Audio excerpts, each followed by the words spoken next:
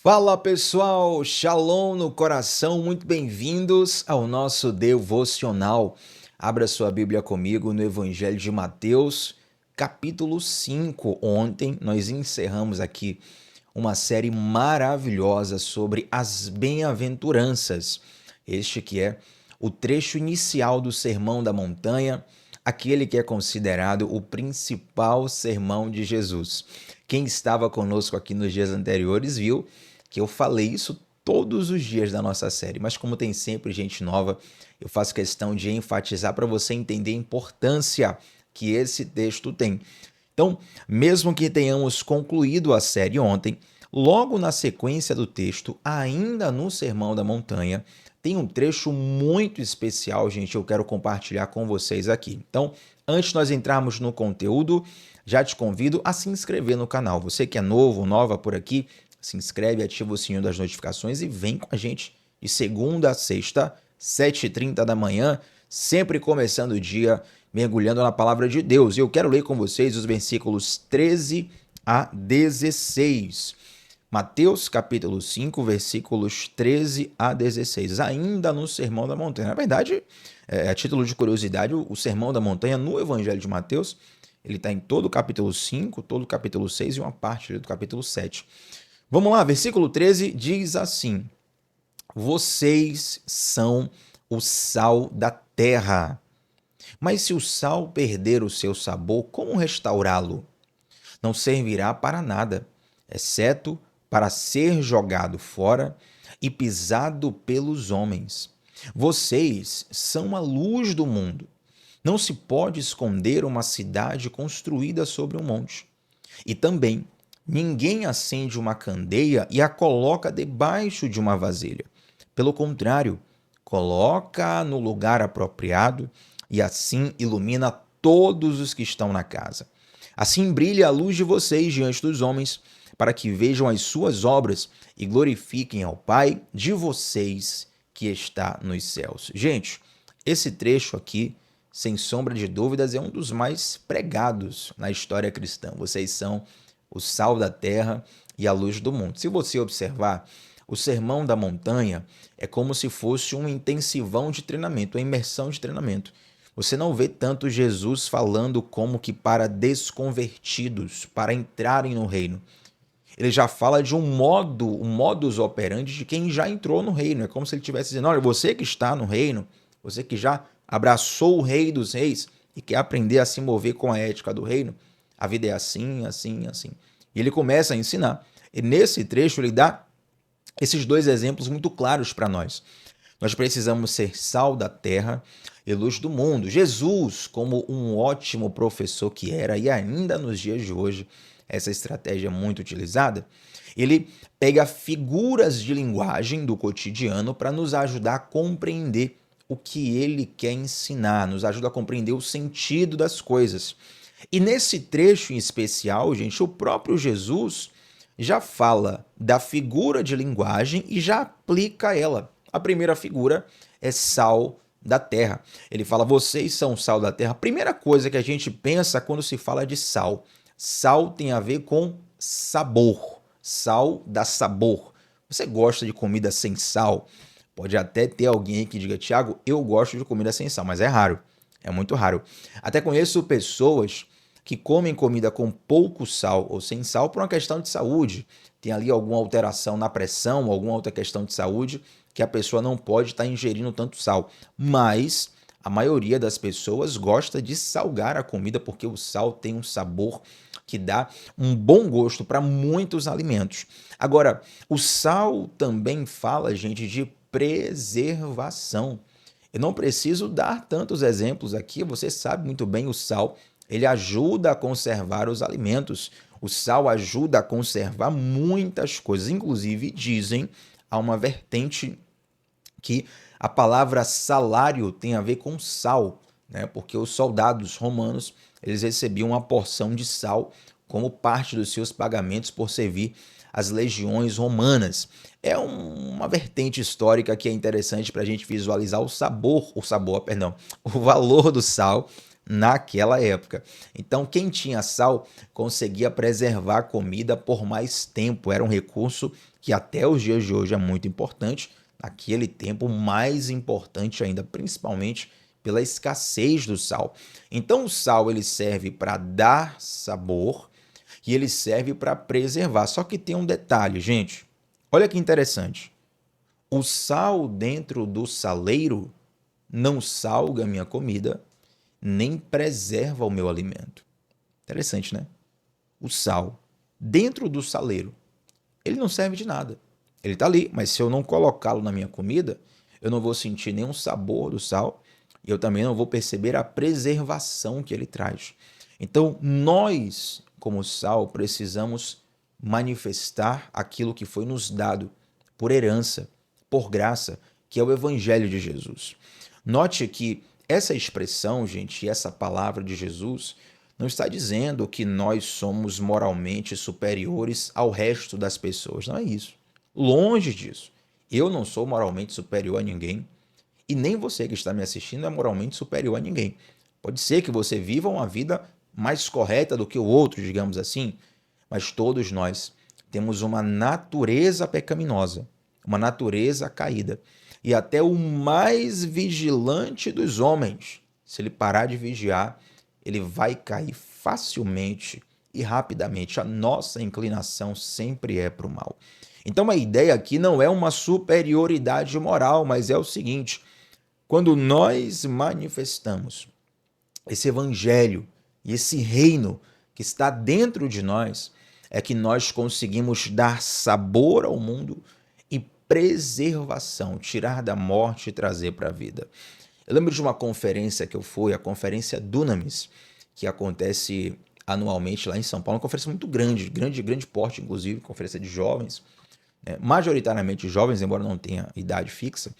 E eu fui, se não me engano, no ano de 2017 para essa conferência, e eu tenho um testemunho interessante sobre isso, mas eu lembro que eu ganhei a inscrição tinha esgotado, mas eu ganhei uma inscrição num concurso que o próprio Dunamis fez no Instagram deles. E a pergunta era: como você define o reino de Deus? E aí a melhor frase ganhava um ingresso. Pela graça de Deus, eu fui lá o privilegiado de receber o ingresso, já que as vagas já tinham sido esgotadas e eu queria muito ir. E eu lembro que eu coloquei, eu não lembro a frase exata, mas o sentido eu lembro muito bem. A pergunta era: para você, o que é o reino de Deus? E eu falei que o reino é a expressão do caráter de um rei. E é exatamente isso, gente. Um rei absolutista, ele expressa seu caráter através do reino. Às vezes, para nós, Ocidente, século XXI, é um pouco mais difícil de entender isso, porque nós já vivemos em movimentos democráticos e modelos republicanos. Então, no Brasil, você tem um presidente que precisa ganhar uma eleição a cada 4 anos e depois de 2 eleições ele não pode ter um terceiro mandato. Então, a nossa forma, nosso modelo de governo é completamente diferente daqueles daquela época, onde a principal forma era o governo monárquico absolutista. Então, o reino de um determinado rei era completa posse dele. As terras eram posse dele, as pessoas eram posse dele, a lei era feita por ele, de acordo com a vontade dele, e ele aplicava da maneira que quisesse. A gente não consegue nem ter compreensão, nem dimensão do que isso significa. Então, o reino é essa expressão do caráter do rei. Em cada detalhe, em cada sentido, em cada preferência, em cada direção. E nós que temos o reino dentro de nós, precisamos expressar o caráter do rei em cada situação. Então você pode expressar em sua família, você pode expressar em seu trabalho, você pode expressar num momento de tentação, você pode expressar o reino de Deus em todas as situações, de diferentes formas. Você só não pode deixar de expressar o reino, porque quando você deixa de expressar o reino, é semelhante a um sal que não serve para nada, ele vai ser jogado fora, ele vai ser pisado pelos homens, vai ser como um sal no saleiro. Algumas pessoas têm o reino, mas não expressam o reino. Conhecem a palavra, mas não vivem a palavra. Há quem diga assim: Tiago, eu já li a Bíblia inteira. A questão não é se você já leu a Bíblia inteira, mas é o quanto da palavra você tem vivido, você tem expressado. Então nós não podemos ser um sal no saleiro. precisamos expressar, colocar para fora, dar sabor e preservação, que são um dos principais fatores do sal. E aí Jesus ele continua o seu exemplo muito pedagógico, falando, gente, que nós somos a luz do mundo. Aí Jesus fala assim, ó, versículo 14, não se pode esconder uma cidade construída sobre o monte. Era interessante que nas cidades altas, naquela época, quando se tinha festa, estamos aqui num tempo onde não havia ainda energia elétrica, não havia toda a tecnologia que nós temos hoje. Então, quando tinha uma festa numa cidade de alto relevo, as pessoas acendiam as luzes e é como se aquela cidade ficasse brilhando para todo mundo que está aqui embaixo, né? Você imagina Jesus no navio, né? Jesus num barco na Galileia com os discípulos e de repente tudo escuro, só a luz do luar no mar, só a luz do luar ali cercando eles. E aí começa uma festa numa cidade alta, num elevado monte. E aí começa a se acender aquelas luzes, e aquelas luzes se tornam referência para todos os que estão ali embaixo. Dessa mesma forma, Jesus está dizendo: vocês são a luz do mundo. Deus vai te posicionar em lugares estratégicos para que você revele a glória dele. Olha o que diz o versículo 15. Ninguém acende uma candeia e coloca debaixo de uma vasilha. Você não instalou a lâmpada do seu quarto embaixo da sua cama. Você coloca no teto, de preferência numa posição centralizada. Mas aí também já vai preferência de cada um, né? Mas você coloca a luz num ponto, a lâmpada num ponto onde a luz possa emanar sobre todo o ambiente ou estrategicamente para o ponto que você quer. Mas você não esconde a luz. O que é que quero te dizer com isso? É que nós somos posicionados por Deus em oportunidades que temos a chance de expressar o caráter de Cristo Jesus. Em cada oportunidade, toda oportunidade que você tem, é uma oportunidade de expressar o caráter de Cristo Jesus. Nós pregamos não só com palavras, principalmente com ações. Principalmente. Porque muitas vezes são as ações que dão respaldo para as nossas palavras. Falar bem, falar bonito, você pode até treinando um pouquinho aí melhorar a tua oratória, a tua dicção, melhorar a sua pedagogia, mas o que adianta ter um bom discurso, mas uma vida completamente desalinhada? Você me entende? Então são as nossas atitudes que dão respaldo para as pessoas pararem e darem atenção ao que nós falamos. Portanto, a luz, assim como ela é colocada no lugar estratégico, Deus nos coloca em lugares onde nós temos a oportunidade de brilhar não para a nossa glória, mas brilhar para a glória dele. Nós somos sal da terra e nós somos luz do mundo e Deus nos dá essa oportunidade de fazermos a diferença no mundo. Interessante que eu estava ouvindo um pregador esses dias e ele falando algo muito pontual. Ele falando sobre como as filosofias humanas, elas querem sempre partir de uma mudança coletiva para o impacto individual. Os governos autoritários estão aí, né? Eles tentam fazer uma mudança coletiva, vamos impor as leis, vamos impor as restrições, vamos taxar tais e tais coisas, porque eles acham que uma mudança coletiva vai mudar o individual. E nós, principalmente nós, os brasileiros, estamos cansados de saber que essa mudança ela não é sustentável. Quando você tenta forçar alguém a algo, é muito difícil que essa pessoa abrace a mudança. Jesus, ele tem um modelo diferente. A mudança de Jesus é da pessoa para o todo. Jesus não muda o Brasil para me transformar. Jesus me transforma para que eu toque o Brasil. Mas, Tiago, o Brasil inteiro precisa me conhecer? Meu irmão, o Brasil inteiro nunca vai conhecer todo mundo. Tem como uma pessoa ser totalmente conhecida? Se você pegar, por exemplo, vamos pensar aqui, brasileiros conhecidos, vamos pegar para agradar todo mundo, né? De um lado, um brasileiro de direita conhecido, Bolsonaro, talvez seja o mais conhecido. O brasileiro da esquerda, Lula, talvez seja o mais conhecido. Vamos pegar uma figura esportiva, Neymar. Com certeza, tem lugares onde as pessoas não conhecem nem Bolsonaro, nem Lula, nem Neymar. Eu lembro que certa vez eu estava na minha casa e tocou digamos assim, um bêbado, na verdade, né? Ele não estava... Era um ébrio habitual né, digamos assim, lá na cidade do interior onde eu morava. Ele tocou lá na porta no portão de casa e ele pediu dinheiro. Eu falei, como sempre, eu falei, dinheiro eu não tenho, mas se você quiser um pão, um suco, ou alguma coisa, comida, eu posso te ajudar. E aí ele falou, não, então eu quero, eu aceito, aí me procure, veja um lanche para mim. Eu fiz um lanche para ele, e aí comecei a conversar com ele, enquanto ele comia, comecei a conversar com ele, falei assim, olha, você conhece Jesus? E foi interessante que esse era um start, né? Eu queria falar de Jesus, evangelizar ele. Ele parou assim, pensou, Jesus, rapaz, não conheço não, ele mora aqui? Eu falei, aí eu dei risada, ele falou, olha, Jesus, não conheço não. Ele passou por tal lugar aqui, ele pensou que eu estava falando de uma pessoa comum, um morador lá da cidade. Ele nunca tinha ouvido falar, acredite se quiser, de Jesus. Estou falando de uma pessoa nos tempos modernos. Brasil hoje, acesso a todos os meios de comunicação. A pessoa não sabia quem era Jesus. Tem lugares onde as pessoas não vão te conhecer. Então, Thiago, como é que eu, como luz, sendo luz, qual o impacto que eu posso causar? Faça o melhor com o que estiver ao seu alcance. Talvez quem vai receber o teu melhor testemunho não é o Brasil inteiro, mas é a tua família. Quem vai receber o melhor testemunho que você pode dar é alguém que te observa no trabalho.